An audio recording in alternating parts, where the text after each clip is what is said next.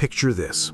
You are speaking. The words flowing from your mouth carry weight, meaning, intention. Then, without warning, a voice slices through the air. Your sentence is hijacked, your momentum shattered. The room's attention shifts, and you are left suspended in silence, invisible. In that instant, a chemical reaction ignites within you. Adrenaline floods your bloodstream, your chest tightens, your face flushes hot. Every fiber of your being screams one word: resist. The ordinary person does exactly that. They raise their voice, they accelerate their speech, they fight volume with volume, desperation with desperation. And in doing so, they reveal their hand.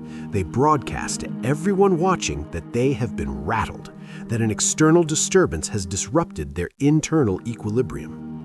The person of discipline does not fight fire with fire. The person of discipline enters the stillness.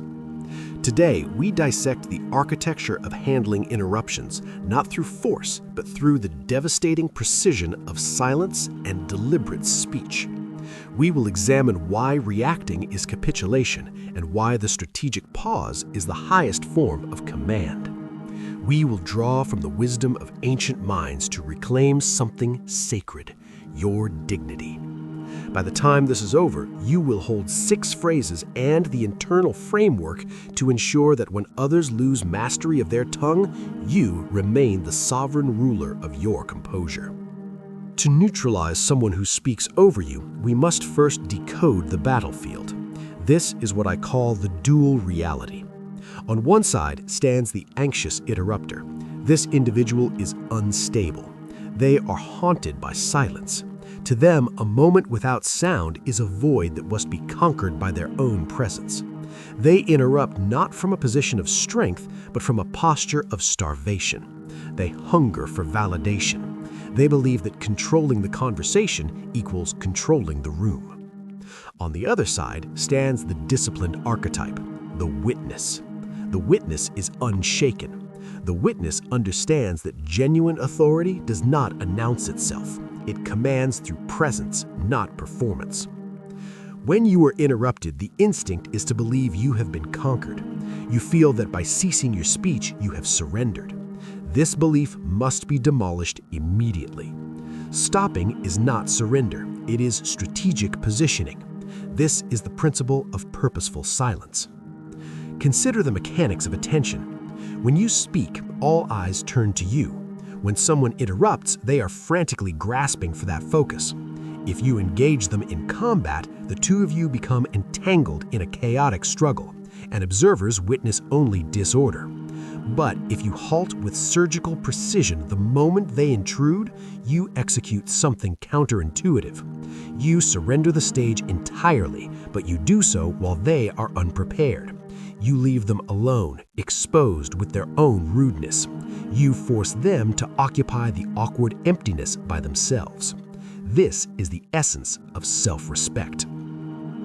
The ancient philosopher Zeno observed, "We possess 2 ears and 1 mouth, therefore we should listen twice as much as we speak." Zeno was not advocating passivity. He was illuminating a truth that the capacity to harness silence reveals superior character. The greatest intellects in history regarded the compulsion to fill every silence as a defect, a failure of self-governance.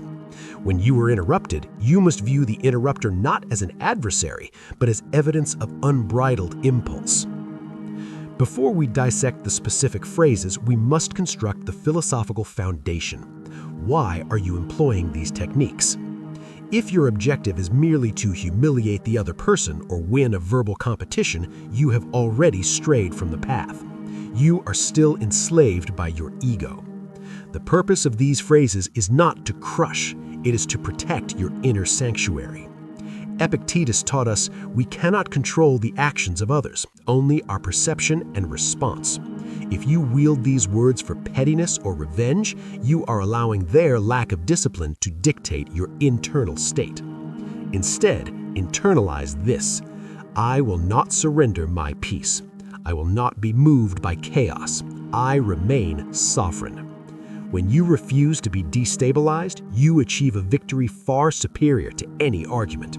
You win the victory of self-mastery.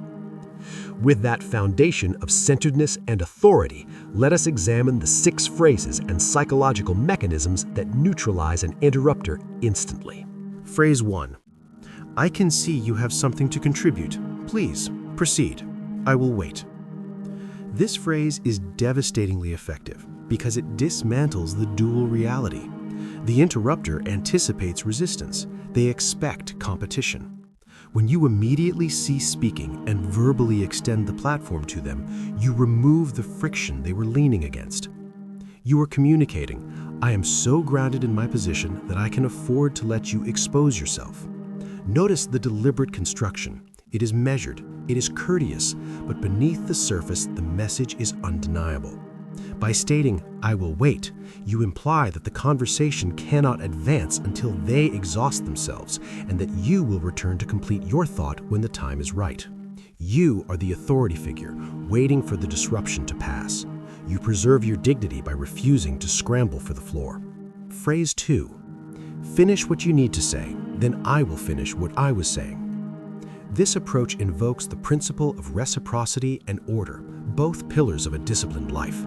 It is not combative, yet it is unmistakably firm. It acknowledges the disruption without emotional reaction. When you are interrupted, you pause, hold their gaze with absolute stillness, and deliver this statement. This establishes a verbal contract. You are granting them space to speak, but you are simultaneously reserving your right to return immediately after. It signals to the interrupter and to everyone observing that you have not abandoned your point and you have no intention of allowing it to dissolve. It frames their behavior as chaotic and yours as structured, methodical. Phrase 4. Total silence. Sometimes the most intelligent phrase is the absence of all phrases. This is the ultimate deployment of purposeful silence. When the interrupter cuts in, you halt instantaneously. You do not sigh in frustration, you do not avert your eyes, you do not shift uncomfortably. You look directly at them with a calm, neutral expression. You wait. You allow them to speak. Eventually, the interrupter will perceive the absence of resistance. They will feel the gravity of your unwavering attention. They will likely falter, meander, or lose momentum. They are searching for a reaction, anger, irritation, submission.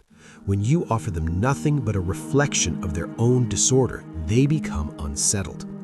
Once they trail off, you wait one additional second, a sovereign second, and then you say, as I was saying, and you resume your sentence precisely where it was severed, as though the interruption never occurred. You treat their intrusion like a passing disturbance that momentarily obscured the light but did not alter its path. This demonstrates ultimate self-possession. Phrase 4. I want to understand your perspective, but I need to know, are you interrupting because you believe I have finished or because you do not wish to hear what I am about to say? This is an escalated response reserved for chronic offenders or individuals who are deliberately disrespectful. It requires a tone of authentic curiosity, never sarcasm. A person of discipline does not traffic in sarcasm, they traffic in truth. By posing this question, you compel the interrupter to examine their own impulse. You are dragging the unconscious pattern into conscious awareness. Most people interrupt reflexively. They are governed by instinct. This question acts as a mirror, forcing them to engage their rational mind and confront the fact that they are violating the social contract. In most cases, they will retreat and deflect. No, I thought you were finished. Please, continue. You have reclaimed your authority without escalating your energy. Phrase 5. Let me pause you there. I was not finished. There is a misconception that discipline is passive submission. It is not. It is active engagement with reality. And sometimes reality demands a boundary. If someone is aggressively speaking over you, you use a calm, grounded voice to establish a line. The critical word here is pause. It implies that you possess control. You are pausing the interaction. By stating, I was not finished, you are delivering a fact. There is no emotion embedded in a fact. It is not an accusation, it is a report of objective reality. The average person delivers this with a pleading tone. Hey, I was not done yet. The disciplined individual delivers it with a downward, unwavering inflection. It is a declaration of weight. It signals that you value your own words sufficiently to defend their completion. Phrase 6. I can see this matters deeply to you. Why do you not speak first, and I will respond after? This is a variation of the gracious concession, but it contains a layer of psychological reframing. By labeling them as deeply invested or passionate, you are subtly framing their interruption as an overflow of emotion. In the philosophy of self-mastery, allowing emotions to override reason is recognized as weakness. By gently highlighting their emotional state, you are positioning yourself as the composed, rational observer. You are stepping out of the conflict. You are refusing to compete for fragments of attention.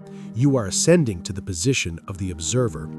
Frequently, when you grant someone unrestricted permission to speak, they suddenly discover they have less to articulate.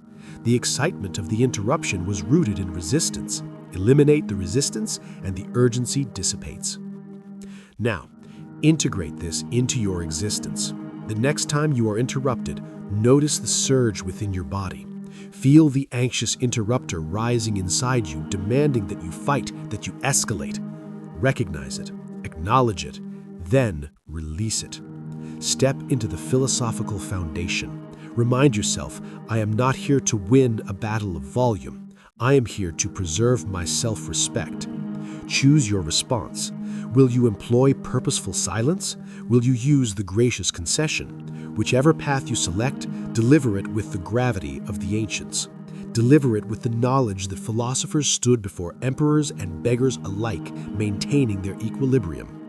When you refuse to battle for attention, you become magnetic. People gravitate toward the individual who speaks infrequently, but speaks with undeniable weight. By stopping when interrupted, you are not disappearing. You are waiting for the noise to recede so that truth can be heard. The world is saturated with noise.